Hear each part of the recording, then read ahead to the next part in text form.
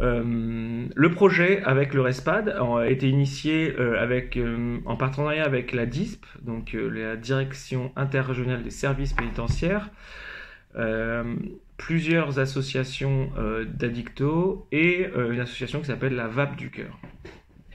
L'idée était d'introduire en réalité l'objet VAP, donc cigarette électronique ou vaporisateur personnel, en détention dans le cadre d'une étude.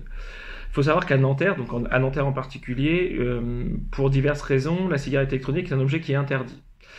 Interdit pour une des premières raisons, c'est que c'est un objet qui se charge notamment via des prises type USB. Les prises type USB sont des formats qui sont interdits en détention, puisqu'on n'a pas le droit d'introduire des clés USB, etc. etc. Donc il y avait déjà un problème de compatibilité, un questionnement sur la sécurité des objets. En tout cas, à Nanterre, c'est un choix de la direction. Jusqu'à présent, cet objet n'existait pas.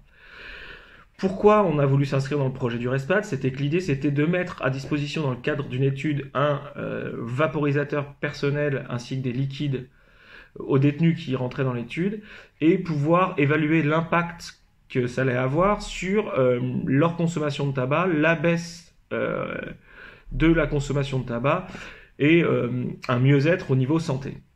L'idée, c'est que le détenu, donc soit lors d'un entretien individuel avec un des salariés du XAPA, à savoir un éducateur spécialisé sur le XAPA Aporia, formé spécifiquement à la vape et en tobacco, soit au cours d'une information collective, repartait suite à cet entretien avec cette cigarette électronique, des liquides, et faisait l'objet d'un questionnaire quantitatif et qualitatif au niveau de sa consommation de tabac, à savoir quelles étaient ses sources de revenus. Il y avait plusieurs entrées comme ça qui allaient nous permettre ensuite de faire une évaluation.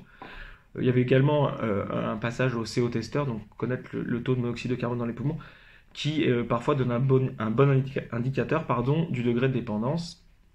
La personne aussi, à l'issue de cet entretien, pouvait repartir éventuellement avec des substituts nicotiniques.